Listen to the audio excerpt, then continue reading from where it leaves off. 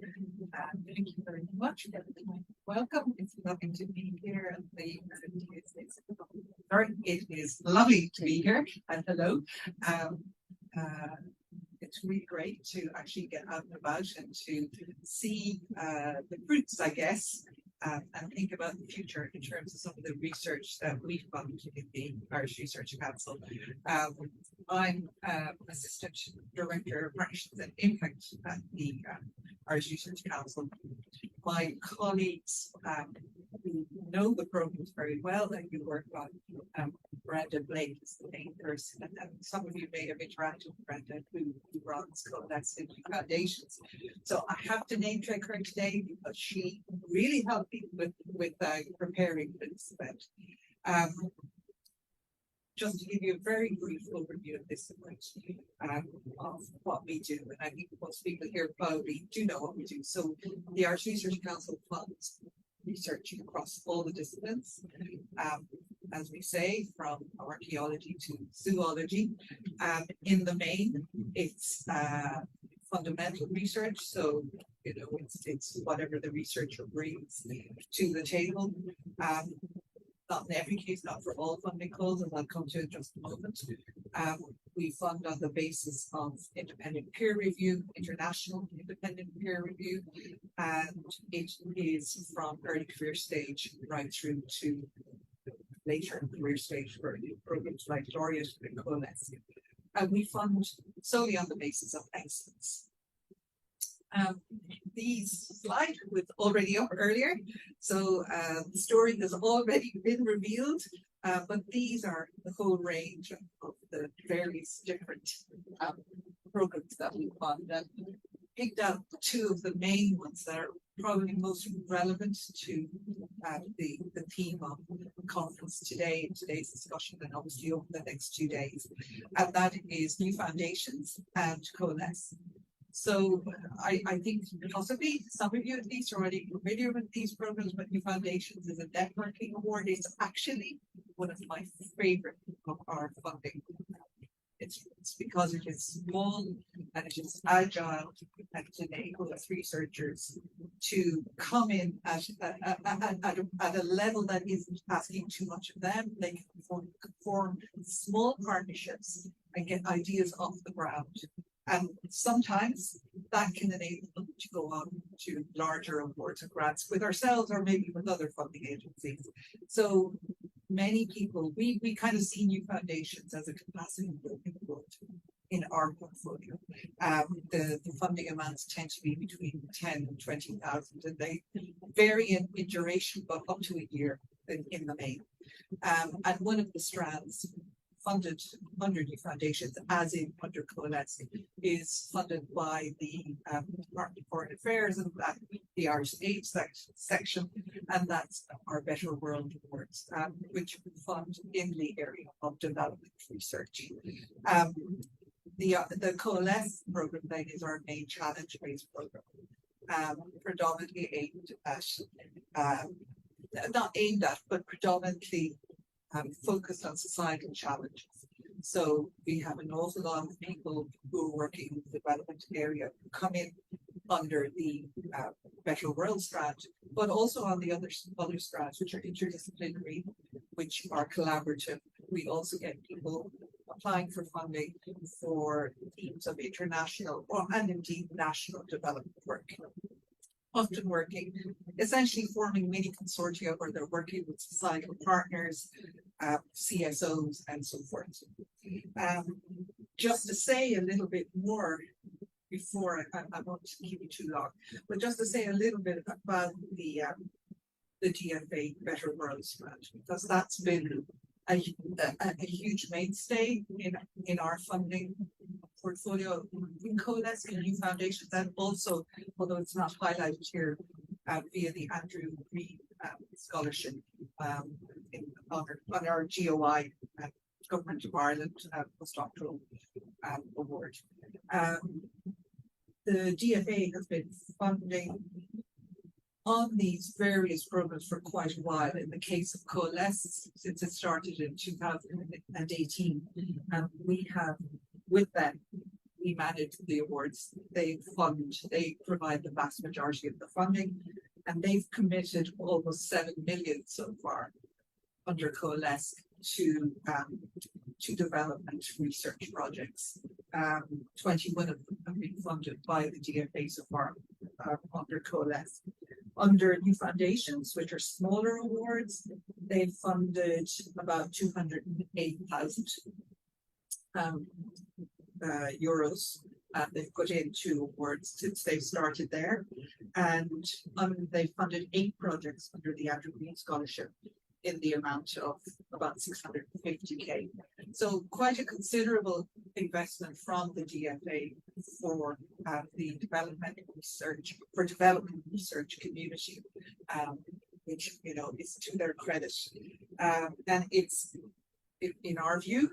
And I think in the view of others, there have been some really excellent and impressive outcomes and impact from those awards. And I'm sure a lot of that, and I know it's going to be spoken about later today as well.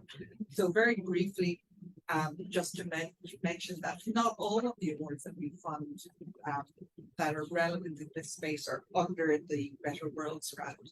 And what we like to see is that where people might start small within the Foundations Award or maybe a UNICEF grant in a totally different area, small awards, but they build up, they build the partnerships, and they build the relationships that will enable them to go to successfully apply for larger grants.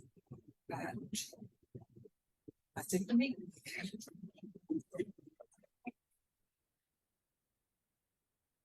Our next speaker is Maysoun Mustafa.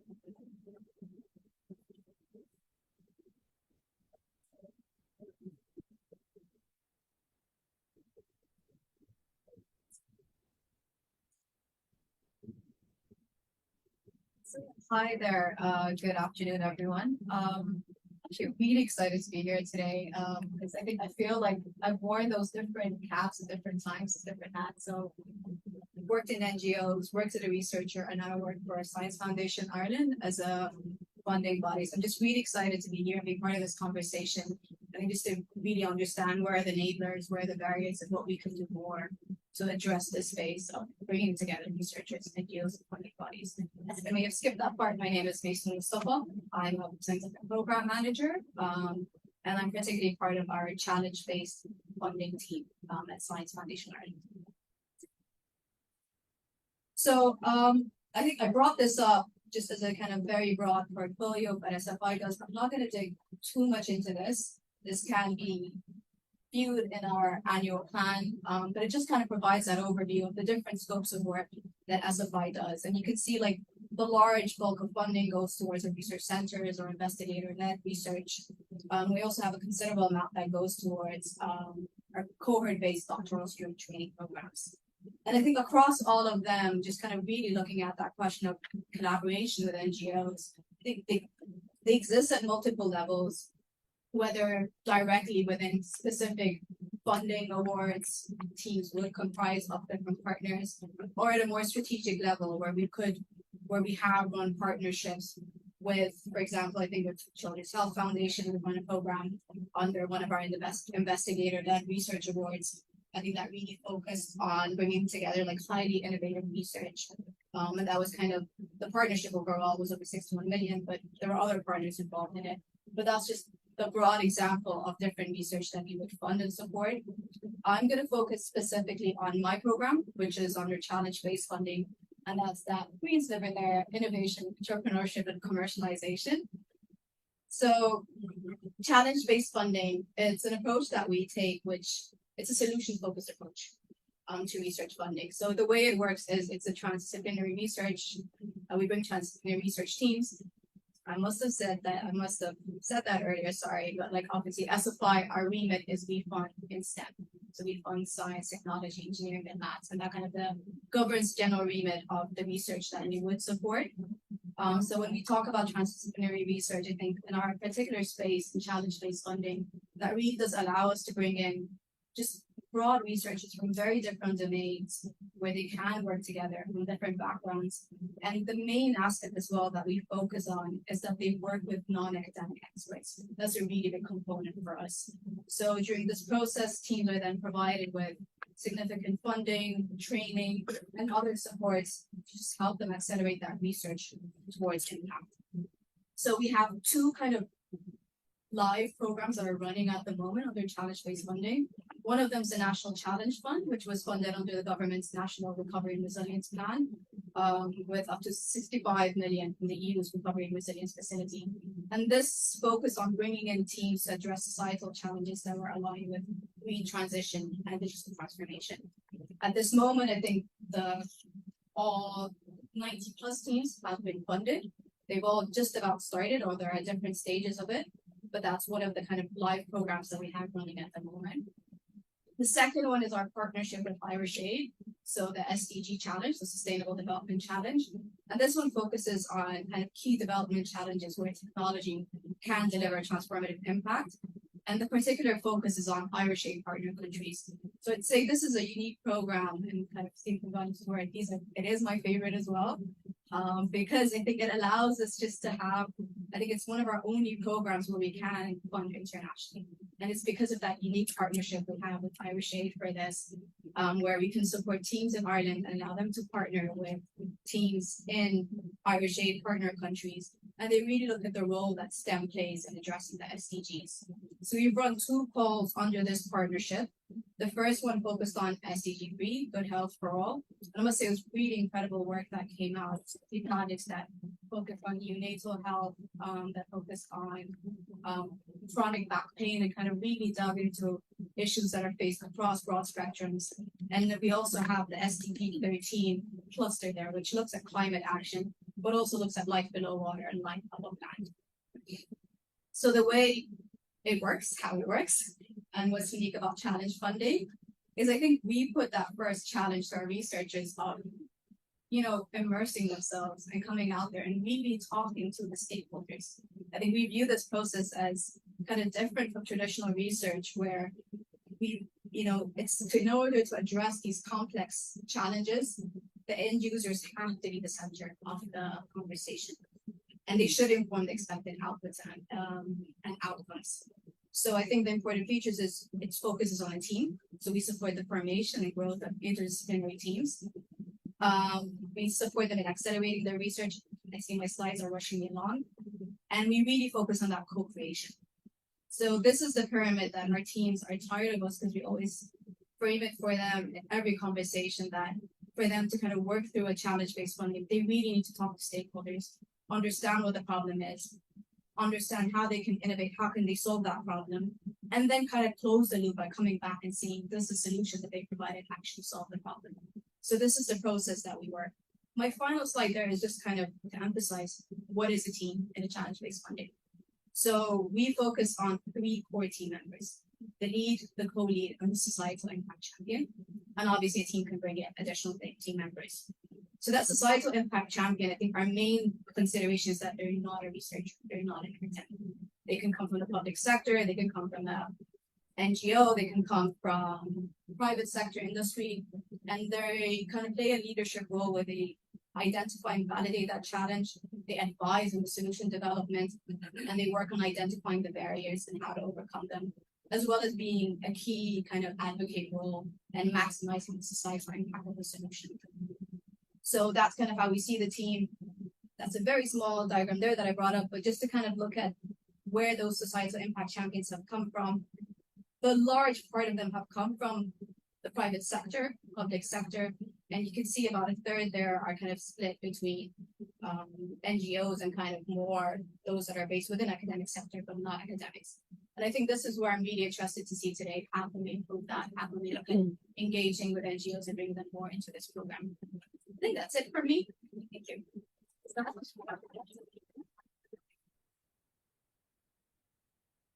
Carrigan. Forward to the next slide. great. Thanks very much. Great to be back in TCU.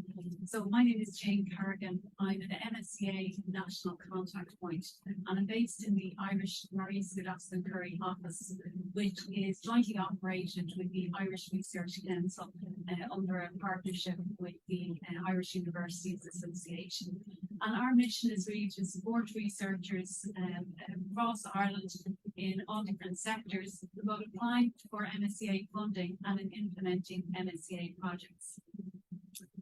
And many of you are probably wondering what exactly are Marie Skłodowska-Curie Actions, or MSCA for short.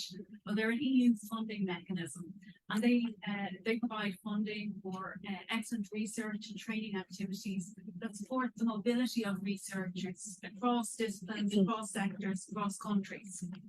And under H2020, which, as many of you know, was the precursor to Horizon Europe, Irish-based organisations received just over 196 million in funding, in MSCA funding, and that worked out roughly about 500 projects that were funded, more than 1,400 researchers.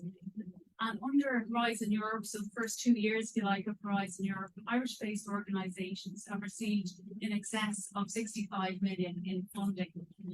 And I share all these numbers not to overwhelm people, but to illustrate the fact that there is a really good track record in Ireland of securing MSCA funding. And as a result of that, considerable knowledge has been built up at national level, and some great supports as well and resources have been developed as a result. So Marie Skłodowska-Curie Actions, or MSCA, named of course I should say after the inspirational scientist Marie Skłodowska-Curie, supports researchers in all disciplines. So it's a key source of European research funding in Ireland, as I said, across all disciplines, including social sciences and the humanities. And it's the EU's flagship programme for doctoral education and postdoctoral training. So it supports researchers from all over the world with a focus on their training skills and career development. And I just wanted to highlight a couple of features of the MSCA funding. So the first one, I suppose, it supports excellent research in all domains and has what's called a bottom-up approach. So by bottom-up, I mean that it's up to the researchers themselves to decide the problem they're going to address. So there's not a predefined problem that people have to respond to. It's very much bottom-up. It also has a focus on what we call the 3 I's, that international, intersectoral, interdisciplinary mobility, and it's about encouraging that mobility. And it has a strong emphasis on promoting good and attractive working conditions. I suppose very importantly for today's session, it's the participation of what we term non-academic organisations is seen as really crucial for MSCA funding. And by non-academic organisations, I mean civil society organisations, NGOs, public bodies, government departments, and it's seen as really crucial and really key for MSCA funding.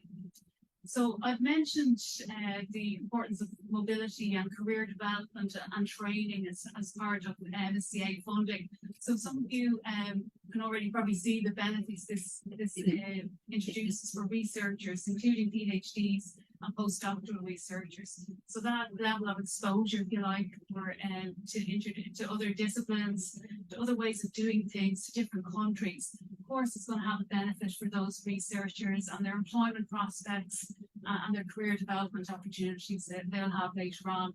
But in this slide, I wanted to focus on the benefits it could bring to organisations. And that also includes, for academics who are here, the supervisors also working in those organisations. Firstly, MSCA funding is a terrific way to access really excellent researchers that are going to be fully funded. It's a very effective way of doing a research project, of having access, to a research project that aligns with your research needs. And I think importantly as well, it's a cost-effective way of engaging in some cutting-edge research, and as a result of that, building and strengthening your research and innovation capacity. It's a great way to build and strengthen strategic international and intersectoral partnerships. And of course, it should lead to greater visibility and reach. And importantly, because you'll be part of a network with some of the calls, you will have access to expertise and also potentially access to state-of-the-art infrastructure that perhaps you wouldn't ordinarily have had if you weren't part of that network. And it will bring more visibility, if you like, more international visibility to your organisation. I wanted to just, in this, one of my last slides, just give you some examples of MSCA funding.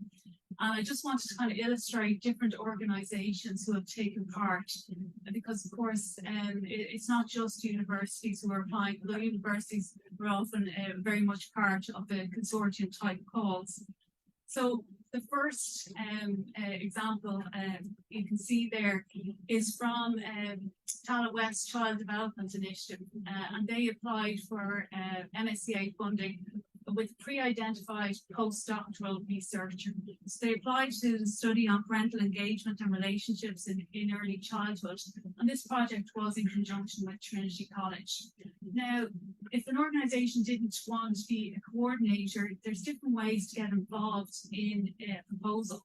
So organisations could offer a secondment and be part of the proposal in that way. Or they could also be involved in training or hosting a researcher.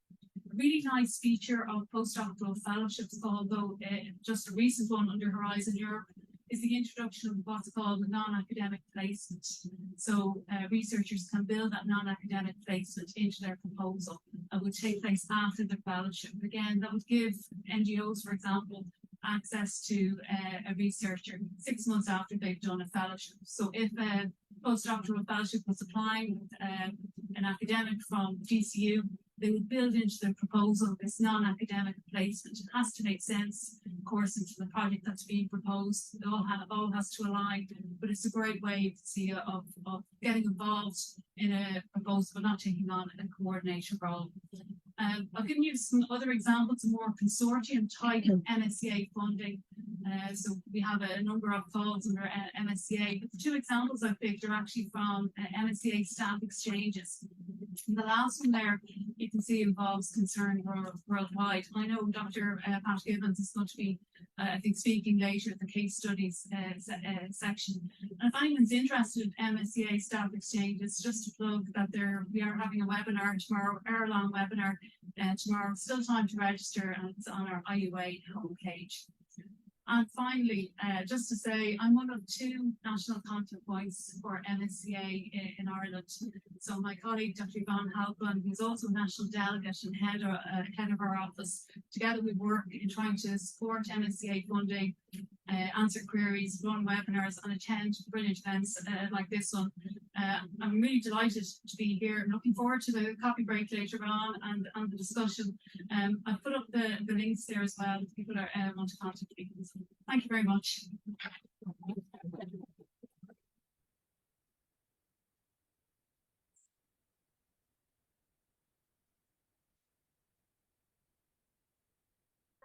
Your technologies we did combust, so hopefully.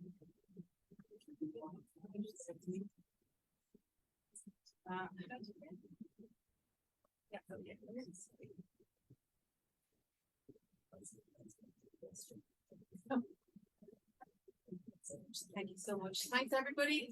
My name is Kate Morris. I'm based in the Irish Universities Association, and I've been there close to 10 years now.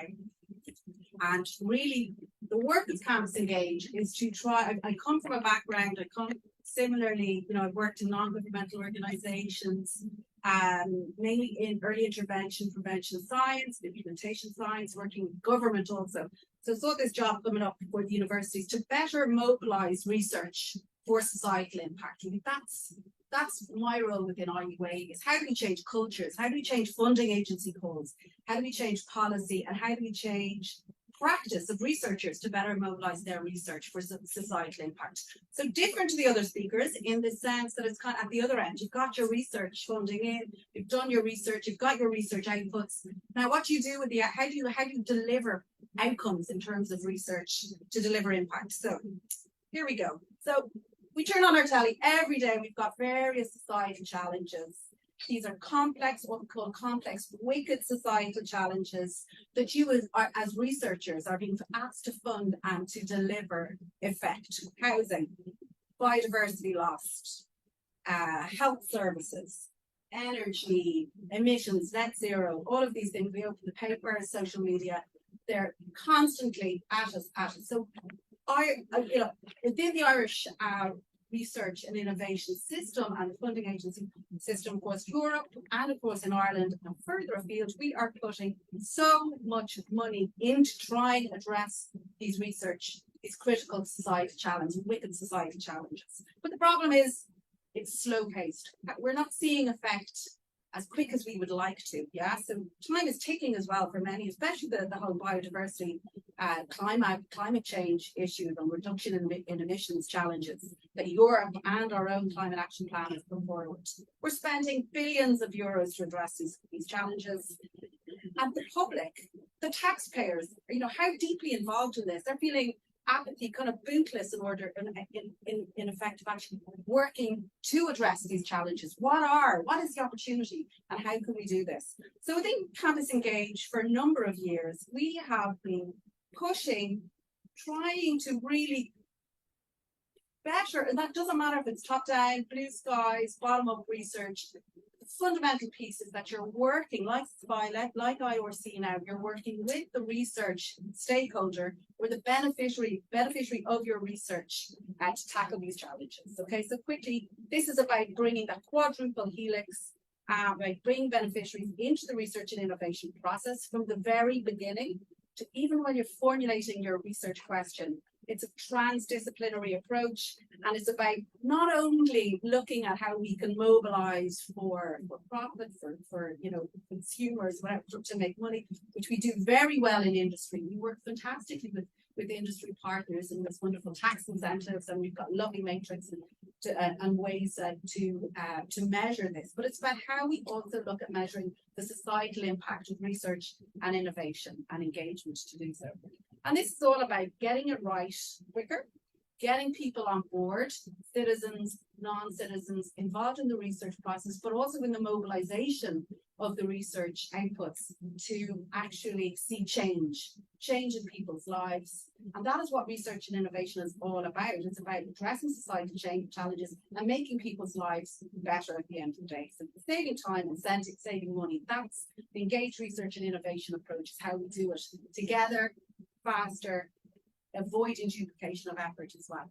So just a quick scan of the political, these guys are talking about the opportunity, and what we want to talk now about again is policy.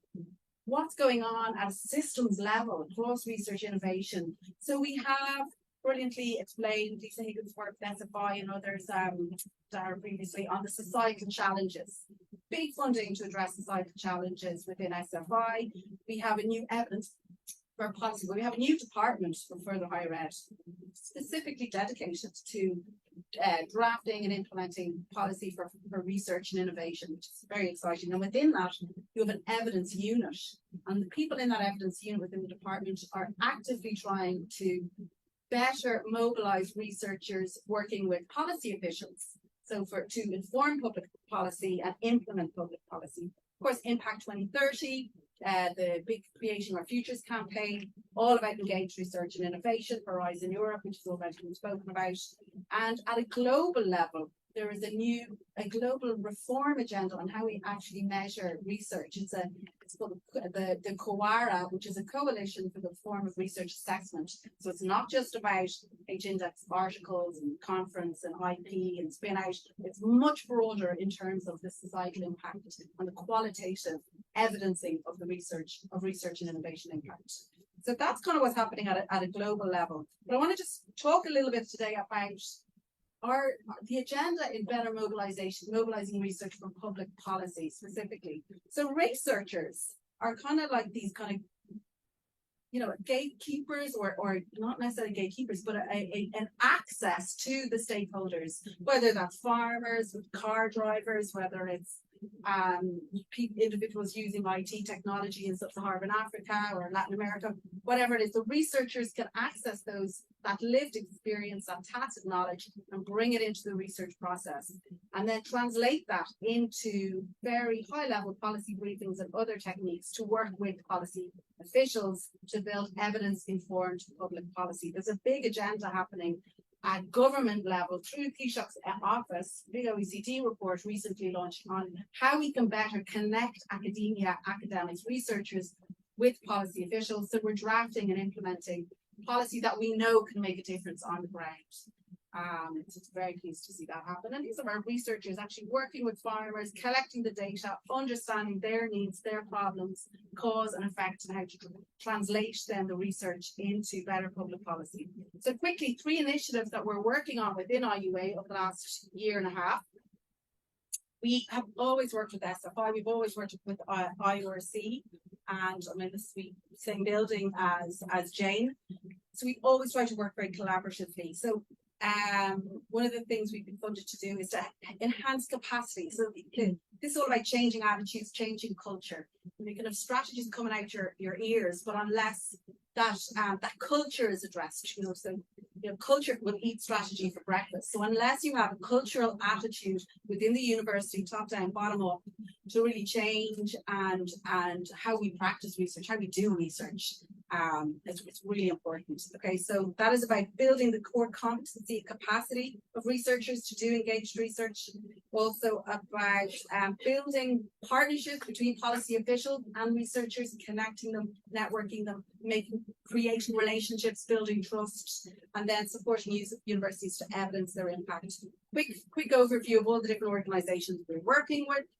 This is all about getting everybody on the bus, shared vision, shared mission, to really see this policy, this overarching policy implemented on the ground, which is incredibly post-COVID. There has been a lot of very positive shifts. We do things like draft how-to guidance. This is all up on campusengage.ie. That's how to do engaged research, how to plan for societal impact, what it is. And again, they've all been co-authored and revised by SFI and IRC and friends there.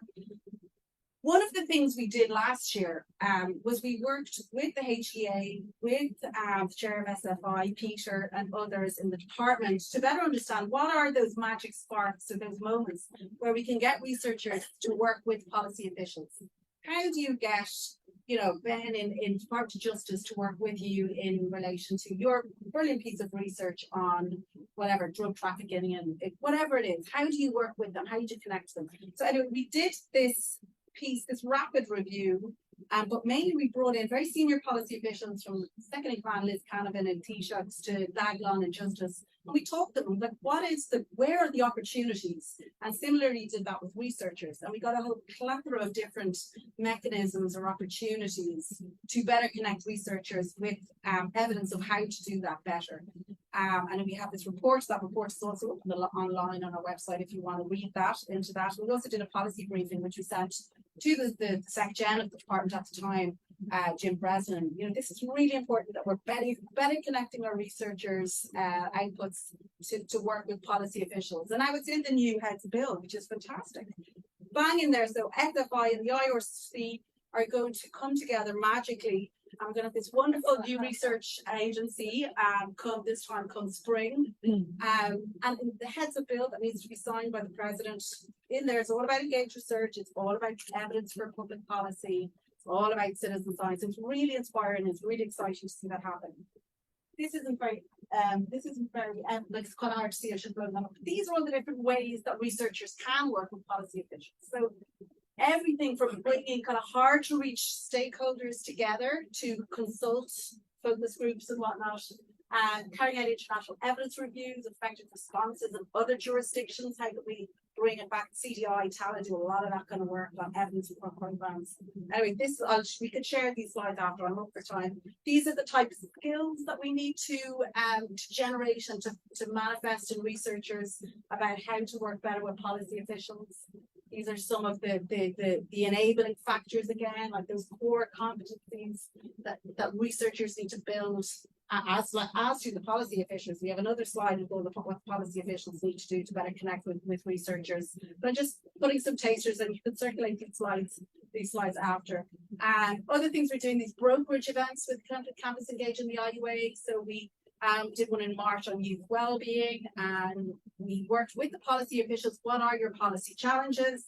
Brought all the researchers on youth wellbeing into a room, brought all the policy officials into a room, and they divided up into three kind of working groups and formulated output plans. And all of this is about building those connections, building trust, building relationships. Another thing is an online capacity building program that we've built. It's a 6-week program, but specifically looking at week 4 is about evidence for public policy, mobilizing research for public policy. We did that with the Joint Research Centre in Europe, an amazing team in the European Commission with the Joint Research Centre on Science for Policy. So yeah, follow us there on Twitter. That's where we communicate all of our various tools, guidance, training, opportunities. And that's the course content. We're doing that with the National Forum for the Enhancement of Teaching and Learning. And then also forums. These are our partners. So we've already delivered the training to we did one in 2022 and another one in 2023. So it's a train the trainer program. You do the 6-week course, you get all the tools, all the equipment to then go and deliver it back on base, back to your own stakeholders and your own community of practice on campus or elsewhere. It's competitive. We have about 170 odd on a waiting list, but it is competitive, so it's weighted on experience excellence. And that's it. I hope I kept the time limit. I'm not sure that I did. Sorry, but it's all about changing attitudes of culture, infrastructure, and building capacity. That's our game.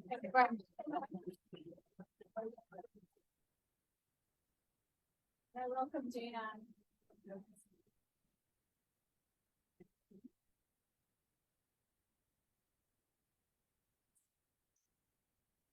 Hi everybody, and apologies, my voice is nearly gone, so I hope to make it to the 5 minutes without being too irritating. But actually, so I am the CEO of DOCUS, and I'm going to show you this map, because this, hopefully you'll be able to see it a little bit there. This is basically a map of our membership. So DOCUS is the Irish network for all of the international development and humanitarian organisations. We've got 57 members.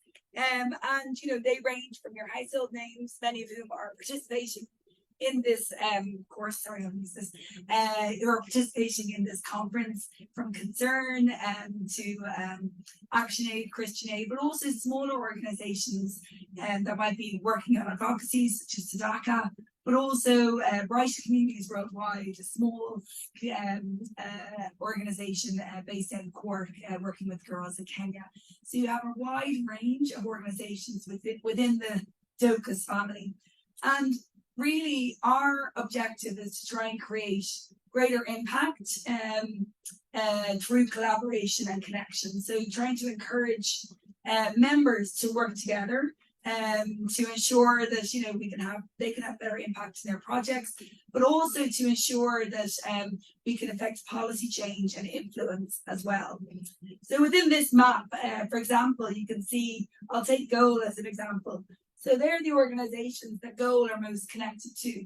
So obviously they are in touch with them on a regular basis, engaging with them. But you also see how many organizations they're not engaging with. And this is not a criticism of Goal by any means, but it is around seeing how can we encourage more connection, more collaboration within the sector on areas of mutual interest. So some of the areas we do work in and that we prioritize as a sector is very much the areas that I think, you know, Ellen will speak about, and is basically in this conference in the next couple of days. It is around food security. It is around locally led development.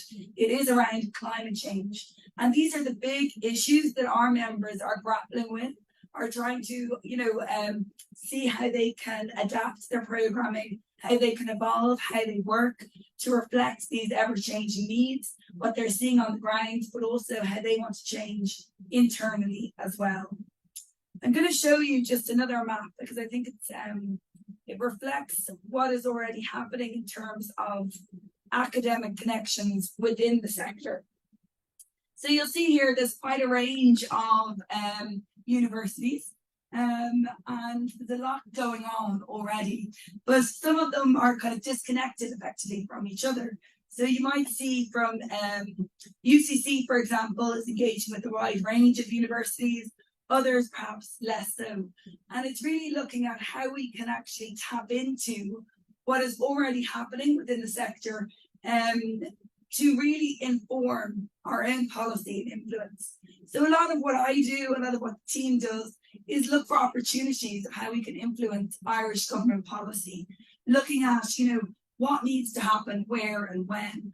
And there's been several meetings I've been in with politicians who say, okay, where do you want us to spend the money? What do you want us to do? And we as a sector, and this is a personal thing, I do think we should be more propositional, but really in order to be propositional, we need the evidence. We need to come with that evidence at every opportunity and be able to say, this is exactly where we want Irish aid funding to be spent. This is where it needs to be invested in, and this is why. And I think we have a huge level of connections and collaborations that are happening in research within individual organizations, and some are happening with a couple of organizations and one university. But I think there's further opportunity to really bring some of this learning together to help us better inform what we are demanding, not only of our politicians here domestically, but what we are calling out for internationally also as well. So I'll leave it there, but it's really, I really wanted to show you I suppose the breadth of the sector, what's happening already, and where I think there is actually further opportunity to grow, to evolve, and to see where we can enhance some of those collaborations, particularly when it comes to research and building evidence as well. Thank you.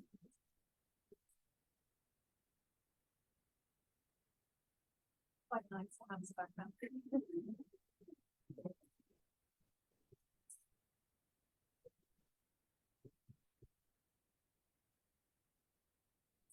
This is working. Thank you very much. I think these were quite wonderful presentations, a real sense of what's happening in Ireland at the moment and what different types of funding offer, what different types of support is on offer to make it more, to make some of that funding, some of the funding and the research more effective. And also I think it's great to see this whole map that we see behind us here, to see that there are lots of linkages between researchers, between different universities or different perhaps campuses or sectors, and the various NGOs that are here in the room as well. The reason why we brought everyone together, because we realize that very often it's these relationships come about kind of sometimes a bit by coincidence, or maybe somebody kind of starts Googling and sort of makes something that way. And I wonder whether you feel that there's that we are missing a trick, that there's anything that we can do to improve these linkages. Sometimes I think that, say, when, like, I'm based at a university, I'm based at DCU, and we receive, for example, support to find out kind of what type of funding opportunities are available. But that doesn't, at that point, there are no CSOs in the room or NGOs in the room, and I guess sometimes it's it's a little bit sort of trial and error whether you might find the right person at the right time, who might also then be looking to have a certain bit of research conducted. And I think sometimes that's sort of what we're all struggling with. Just your general view. I'm just going to kind of look around at my 5 speakers here. What sort of policies and mechanisms do you think are particularly relevant to support the Irish academic sort of NGO kind of collaborations? Well, what do you feel are kind of good initiatives or policies, or something that you've come across that has worked well? Thanks. I think probably there's 5 main MSCA actions before them are research and innovation, and all four potentially could be a mechanism that would be useful for those collaborations. So I mentioned already when I was talking about the postdoctoral fellowship roles, the individual role, that it could be very useful for those kind of collaborations that are funded. But if people are interested in more consortium type roles, the Staff Exchanges call is particularly has been particularly successful in that regard, and so too the doctoral networks call. We have other organisations who are also getting involved in co-funds, offering secondments and training. So definitely, it's such an interesting question though, because I often find people from universities, but also from the civil society sector, often have that same question: how do we meet people? How do we form this consortium of like-minded people? I'm not sure I have the answers. There are formal partnership platforms, if you like, for EU funding. There's a partner search on the portal. For MSCA funding, we have our own platform as well, and we can share links. But anecdotally, we have heard that people have gotten more success through their own network. That's not very satisfactory if you don't have much of a network. And it was really interesting hearing what Jane was saying about often we talk to people in our own, we talk to the same people that we've got on with and we've worked well in the past. So it's very hard to get out of the comfort zone. But I think events like this are really good. I think the networking element, the more we can build into those events, particularly that Kate mentioned, those brokerage events are really helpful then as well.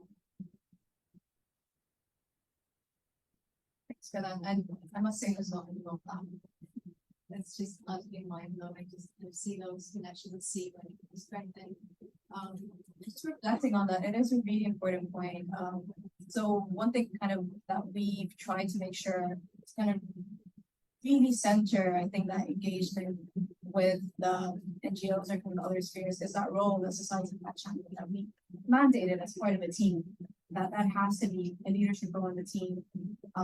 And we've seen how that impacts, I think, the kind of engagement that the team would have, the kind of work that they would contribute towards. And I think it is very meaningful. But one thing that we're just about to do now is just start probing and exploring how those teams formed. You know, whether a personal contact, how did those kind of relationships exist? Because I think it is a really good point about how do those connections start off in the first place. But another aspect that we do kind of provide for our teams once they are funded is kind of really focused training on stakeholder mapping, stakeholder engagement, just to really ensure that I think they break out of those circles, they can explore issues beyond their remit. But absolutely having more spaces like this, having this discussion, I think, and hearing where those conversations really spark and those relationships start is very meaningful. Yeah. Just to add, I totally agree with everything that Maysoun was saying there.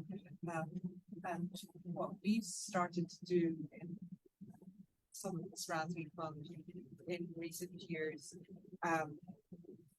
is to where they're thematic. So, like, for example, a better world or our interdisciplinary strand or our shared island strand, where there's kind of a thematic focus, is to have more regular engagement across the project. So it's not just reporting on an update on where you're at, but actually the opportunity to meet other people who are also working in the same space informally as part of the meeting, and it builds on occasions like this, obviously. So, I mean, as a funder, we're quite agnostic. We kind of have our aim is actually to fund whatever is good that's out there that researchers bring to us. So we kind of trust the researcher to have the excellence, and we're not there to guide them, but we want to create the funding instruments and the opportunities that will help them to build their own track record and collaborations and networks. Problematic and talk about not necessarily the opportunities, but looking at, I think it's really fundamental we look at things through the lens of the non-governmental organisation or your member organisation specifically. Well, we're all about changing things. That's what we look to do anyway. That's to change things so it's more practical, it's more applied, it's more you know, you're trying to realize change. And so working in a non-governmental or semi-state organization previous to this, it's so important that you're starting out with the research funding call in the how and what's in it for the non-governmental organizations earlier, because they've got their work program set out for the year, and it might not necessarily be, you know, they might not necessarily be ready to fund a role to take on a whole other project. So it's really important. We do a lot of this for publications involvement, HRB agenda. How do we stitch that into the funding calls? That their time is allocated, it's funded, it's that it is again a leadership role, which is really important in the challenge-based funding. So that's one thing. And then the other thing is that the term of the funding call, you know, it's wonderful to do a project for 3 years, but then what, you know, it's a publication or two you get out, it's put in the shelf, and it's, you know, it's not great, it's great work. To have these funding opportunities that you can go on and that they can be scaled, or they can, and ways that they're not just going to fall off cliffs, and you're looking at more evaluating it, the possibility to scale or to look to where to next. So I think hopefully now the new funding agency and the funds, and they'll really factor in, if we're serious about engaged research and we're serious about kind of realizing change, then I think those things have to be.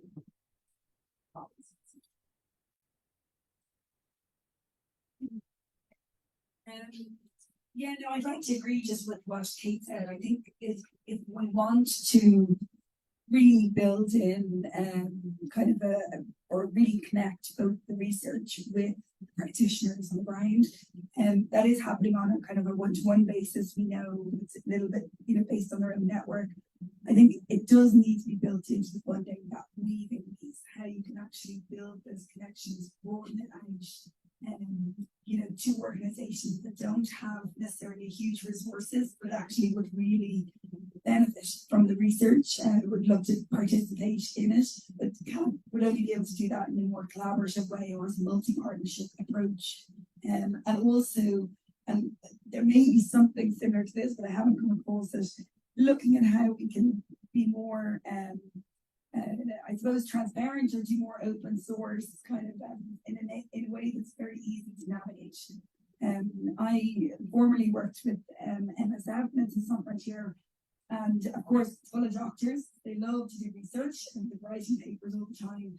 But it was there's a website, MSF Data, and it has every paper that has been written on you know, and all the research that have been completed by anybody connected with MSF. And that is immensely valuable, and that may be held within kind of individual kind of funding areas where, you know, you can find research, but perhaps it's something you need to look at for this sector, or an area where it's kind of done on that kind of topical basis, so that it's more easily accessible for people to reach out to the evidence that's already there, or look and see what's being worked on and what they could potentially engage with in the future. Thanks, and I'm really glad you mentioned that as well. So because you constructed a chord, that something that's very close to my heart is to also look at how we better at kind of sharing research outcomes and research from all of the various kind of funded opportunities. That the researchers generally have demands for being open source, but it's all about kind of where do you put them, where do you find it. We really hope as DSAI to be playing a bigger role in this in the future, and we have already started talking to Irish Aid about that as well.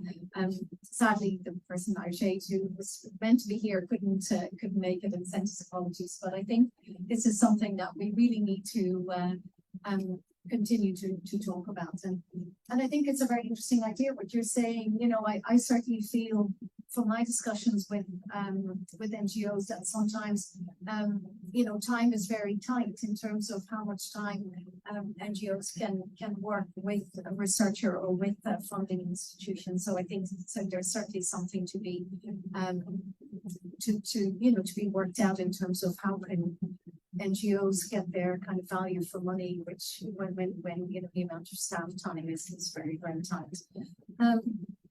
I wonder, do you see any other barriers, any other strengths that are maybe unique to the Irish setting? And I'm kind of alluding to the fact as well that there are both Irish NGOs, and I don't know, yeah, the map is gone.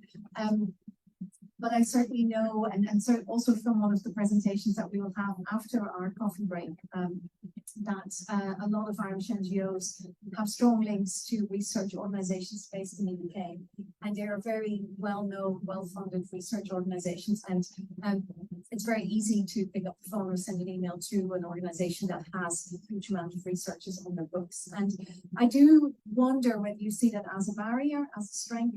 How do you, I think sometimes Irish researchers are there and are ready to conduct research, but people don't always know how to find them. And I think that might be something that is also worth talking about a little bit. I don't know if anyone wants to. Are you talking about finding researchers or finding interested parties? I think that kind of sometimes I see fantastic research that has been commissioned by NGOs that ends up being done by UK-based research institutions, and I often think that I would probably know somebody who could do it just as well based in Ireland, but it's very, very hard for an individual in an NGO who knows they have a particular question they want to answer to figure out where would I find an Irish researcher who does that, who could do it and might be free. So I wonder whether that's something that, I think that's something else that's worth discussing, just because there's great talent here in Ireland. And I think, again, it's about bringing people together. Just very, very quickly, I think there's a big, Jane perfectly wonderfully pointed out, there's a big gap in the market there from that brokerage. Like we're doing it, got another one on drugs connected to the Citizens Assembly on drugs policy. So we're bringing 40 drugs from justice, health, education, Taoiseach's intro room with actually about 50 policymakers and like 30 researchers, and they're all going to meet each other, know each other, get to know their research, early intervention, prevention work. So there is certainly, we still give a bit of it back in the day as well. We used to bring people into it, but there's a gap there in the market, so somebody needs to own it and to bring people together, non-governmental organisations, policymakers, researchers. It works extraordinarily well because the knowledge translation for industry system, like you have these offices within each university which are fully funded through Enterprise Ireland. This is all in my consultations to government on their new evidence for policy framework, but we need similar within the universities that you have expert professional staff working with researchers that they are the front door of the university for non-governmental organisations, for policy officials, for public to understand where can I find a researcher on X, Y, or Z, or where can I find the output of some a program on anti-bullying, DCU globally known for its work in terms of anti-bullying. But this is the other bit, like how do we better mobilise the research findings to create new programs, new products, new services, improve policy, improve frontline services. Our researchers are doing this all day, every day. It's not quantified, it's not rewarded necessarily, it's not recognised in promotional awards so much as other areas of research innovation. And what we really need to do is kind of reimagine that kind of societal impact of research and innovation agenda, and to find that you should have a front door in office for societal engagement with the universities rather than just to check the tech transfer piece I would strongly argue. And that's kind of the reform we'd love to proceed across the university system, which we need more funding into the universities to do that type of reform. Big opportunity. We see a brokerage event coming on. Yeah. Anyone else who would like to talk about this?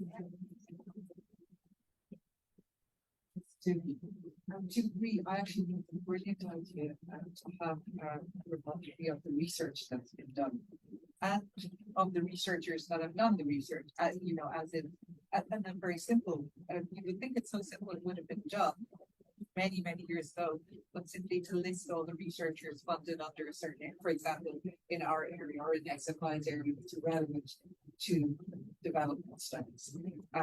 But like everything else, it's time and people and resourcing. So even though, so it involves someone having the time to do it, whether it's out in universities or in NGOs or in our, you know, in our case, in our own funding agency. But there is a new amazing agency about that will bring these ideas forward. We put them in the suggestion box, but they are very good. You know, it's great to come here because sometimes when you're back at the office in the funding kind of space, you're just thinking about, you know, getting through the process, making sure everything is fair and rigorous and transparent, and you know the money gets out there. And then there's the next call, and you kind of don't connect the dots in between. It's nice to be here to think about those things for a while. I must say, I love your idea. I think, and I think it's really desperately needed, just to have that space. You know, I get it, you know, there is that need for the tech transfer office, there is a stronger need for that, but there is also for science and impact and how to engage. I think obviously that will kind of form a, rather than a gatekeeper, but like to facilitate that link with universities, but I think we also need an independent space outside of universities that kind of allows that brokerage to take place at a much deeper level. One thing that I say, I think, from SFI would be did quite recently now, just in terms of that access to knowledge or whatever. So we have a page about challenges, which kind of lists all the teams that have funded on challenge. You can see the challenge that they've addressed, who they've partnered with. You can look at each team's profile. We just brought this up about like last month. And it's just a way to kind of really showcase the people that are working in these different spaces, the partnerships that they've had, and because knowledge is key. And obviously, I'm looking forward to the transformation that will come across. I might just add, just the discussion has reminded me, the Joint Research Centre and DGEAC did an event, a matchmaking event with policymakers and researchers online. It was using the mechanism of the MSCA postdoctoral fellowship. They successfully done a pilot the year before, but those online brokerage events are still difficult to do. If anyone's been on them, participated in two of them, but maybe I'm biased, maybe people have different views, but it's still sometimes harder to have that conversation. But it just shows even at EU level there is a recognition that there's a disconnect, that people want to meet each other, but they just don't know how to go about it. So I suppose it's important. I think that's great to take these ideas forward as well. I think the Q&A has started itself with somebody who's raised her arm, and